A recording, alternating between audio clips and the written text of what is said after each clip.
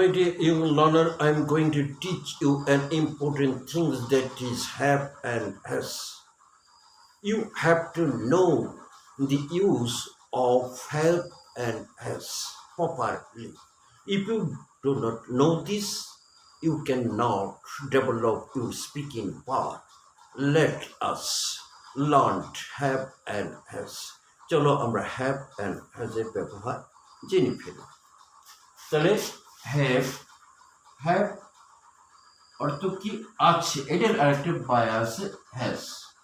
এর অর্থ কি আছে, এর অর্থ কি আছে। যদি কারো কাছে কোনো কিছু থাকে তখন কি বসবে, হ্যাভ বা হ্যাজ। সাবজেক্টের পরে কি বসবে, হ্যাভ বা হ্যাজ। আমার একটি বই আছে আই হ্যাভ এ বুক, তার একটি কলম আছে হি হ্যাজ এ পেন। তাহলে কারো কাছে কোনো কিছু আছে তখন আমরা কি বসবো, হ্যাভ বা হ্যাজ বসাবো, অত্যন্ত সহজ। আবার খাওয়া অর্থে আমরা হ্যাভ বা হ্যাজ ব্যবহার করি। যেমন যদি বলা খাওয়া, ইটের পরিবর্তে আমি একটি আম খাবো, I will have a mango. আমি একটি আম খাবো, আমি একটি আইসক্রিম খাবো, এরকম বোঝা। তাহলে সাবজেক্টের টেকের বা ইটের পরিবর্তে আমরা হ্যাভ ব্যবহার করবো, I will have a mango. আমি একটি আইসক্রিম খাবো, I will have an ice cream. তাহলে খাওয়া অর্থে বা লোয়া অর্থে আমরা হ্যাভ বা হ্যাজ ব্যবহার করি। যেমন দয়া করে তোমার সিট নেও, আসন নাও। প্লেস লোয়া অর্থে, লোয়া মানে টেকের পরিবর্তে আমরা হ্যাভ বা হ্যাজ ব্যবহার করি। যেমন প্লেস টেকের পরিবর্তে প্লিজ হ্যাভ ইউর সিট। টেকের পরিবর্তে আমরা টেক দিয়ে বলতে পারতাম, এখানে কি বসবো, have your seat, please have your seat, আসন নাও দয়া করে।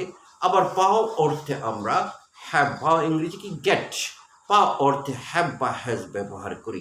যেমন আমি তার কাছ থেকে খবরটি পাবো, I will have the news from him. পাওয়া অর্থে মানে গেটের পরিবর্তে, গেট অর্থ পাওয়া, এই পাওয়ার পরিবর্তে আমরা কি হ্যাভ বা হ্যাজ ব্যবহার করি। আই উইল গেট এর পরিবর্তে I will have the news from him.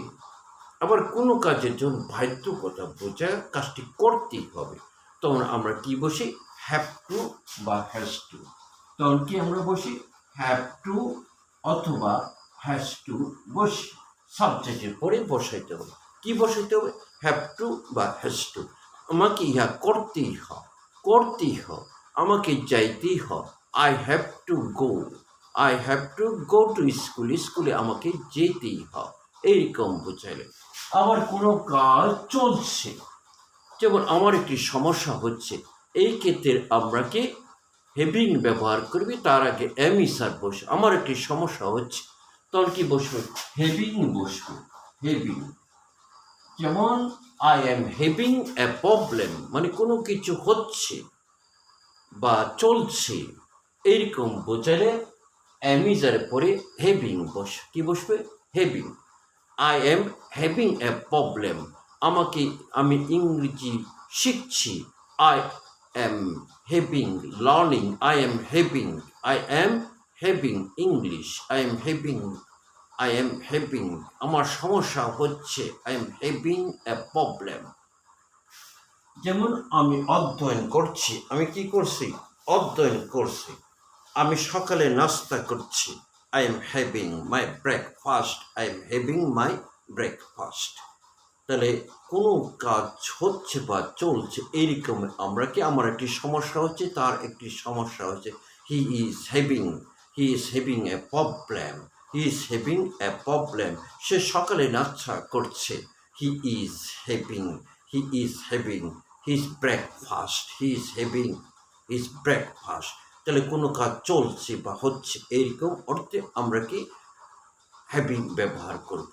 আবার কোনো কাজ করতেই হচ্ছে, যেমন আমাকে ইংরেজি পড়তেই হচ্ছে, আমাকে ইংরেজি শিখতেই হচ্ছে, আই এম হ্যাভিং, তখন হ্যাভিং এর পরে টু বসবে, I am having to learn English, I am having to learn English. কোনো কাজ করতেই হচ্ছে, তখন হ্যাভিং বার্বের থার্ড ফর্ম হবে, বার্বের ইনফিনিটিভ বার্বের প্রেজেন্ট ফর্ম হবে। তাকে পড়াশোনা করতেই হচ্ছে। He is having to study. তাহলে কোনো কাজে বাধ্যকতা বোঝালে আমরা হ্যাভ টু বা হ্যাজ টু ব্যবহার করি। এইটাও যে কাজটি হয়ে গেছে, কোনো কাজ হয়ে গেছে, তখন আমরা সাবজেক্টে পড়ে হ্যাভ বা হ্যাজ বার্বের থার্ড ফর্ম। যেমন আমি ইহা করিয়াছি, I have done the work. My dear younger learner, I hope that you have learned what I have taught you. No more today. Thank you.